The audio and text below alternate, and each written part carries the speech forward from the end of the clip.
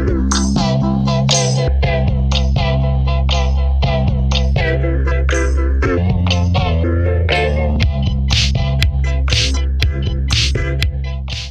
YouTube, this is Jericho Majors coming back to do another review, this time of Doctor Who Season 8, Episode whatever, Mummy on the Orient Express. So, I know I keep changing the formula of how I make these, but I'm trying to find one that goes as fast as possible while kind of summarizing the whole episode. So, I think this time around I'm going to do it beginning to end, what's happening, and then as I go through the episode I'm going to talk about what I liked and didn't like. So, we start off the episode, and it's kind of implied that this is agreed upon between Clara and the Doctor to be their last adventure together, because she's been struggling too much with, the life with him and life with Nanny.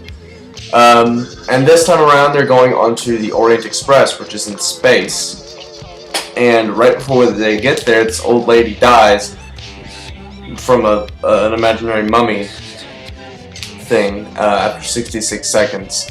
And there's like a little timer thing on the bottom that indicates 66 seconds, like, countdown. So there's this kind of little interesting thing, like there's someone singing on the train, and she's singing "Don't Stop Me Now" by Queen, but in kind of like a jazzy, like jazz bar kind of song.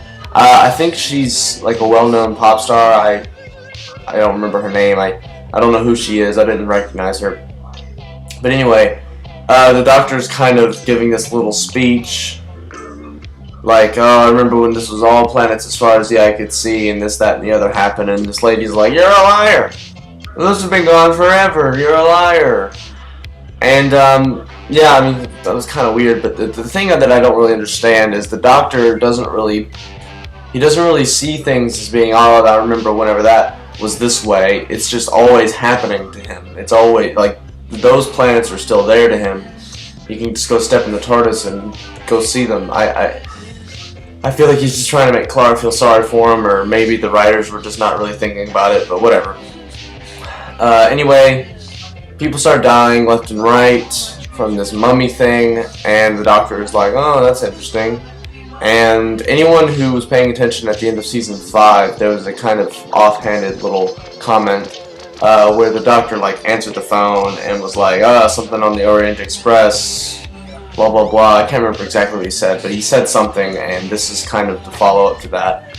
But Clara eventually realizes, yeah, this isn't just another little, this isn't just a little nice adventure for them to go on. This is actually a dangerous thing he knew was dangerous to be brought her into. And this kind of finalizes her thoughts about like what being the Doctor is, and what being with him is like. So we get, the Doctor doing Doctor stuff, and this character, this kind of mechanic guy, who I liked him and the Doctor's dynamic. I really did, because this guy, was actually helpful. He actually insightful. He had a lot of things to say that were, helpful, and that's really different for any kind of companion of the Doctor, whether they be a one-off companion for one episode. I love seeing that when someone's actually useful, they're not some kind of weird love interest, and they're different. Like I said in my last review, I love seeing people that are different, things that are, different for the Doctor, because that's what the show needs and thrives on. He's kind of helping the Doctor, and the Doctor's going to talk to the Captain, and the Captain's like, I killed some people, and that's why I'm here now. Ooh. And we get a lot more allusions to the fact that the Doctor was a warrior. The Doctor was, in the war, and this is how he feels about warriors now and soldiers and whatever. And I feel like that's just the kind of arc for this season. I feel like that's just supposed to be the arc. I hope that's not just the Doctor being whiny about it, because the 10th Doctor was really whiny about it, and the 11th Doctor was way more whiny about it, and the 12th Doctor is not as whiny about it, but still very affected by it, and I feel like it's just kind of holding him back in the same way that River Song was kind of holding him back from his potential. But we keep getting this kind of like ticker thing at the bottom of the screen, like down here, that's like 66 seconds, and it starts counting down, and I feel like after the first couple of times we didn't really need that. It could have just been an intense scene, you know. And plus, it's kind of weird whenever they use that and it's cutting around, like it's cutting around the scene, because I know that's not 66 seconds. I mean, things that are happening are obviously not going to happen in 66 seconds. But the doctor starts doing this. He finds out that a lot of the people on the train are supposed to be there because of this mummy, because of this foretold, because they can help find out what it is. And one of them is this other doctor that has studied it for a long time. And when he starts to die, we get this really, I mean, the doctor the whole episode was doing this thing that I've really enjoyed seeing him do, is where someone will be dying or in trouble, and he'll kind of just belittle them and belittle the situation, because it's nothing to him. It really is. I mean, he's just trying to figure out what's wrong. He knows he's going to be fine. So he's just kind of like, people are going to die. And this guy's like, I'm going to die, I'm going to die. And he's like, yeah, you might as well be useful before you do.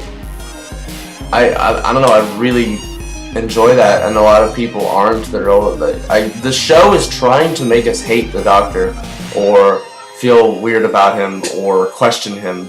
That's what the show is trying to do. I can tell they are. I can tell the writer's supposed to do that, but I love those kinds of characters. I love House. House MD is one of my favorite television shows of all time.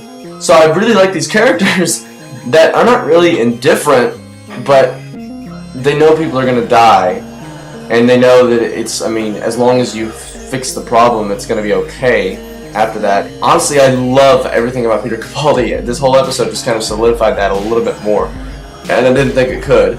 But they obviously figure out what's going on, and it's like some kind of soldier, and the doctor's just like, I know you're a soldier. It's like 3 seconds left. I surrender. And I understand that was like what the mummy was looking for, and that's what saved the problem or whatever, and that's what made the mummy go away. But A, the scroll is still there, which is what it was looking for.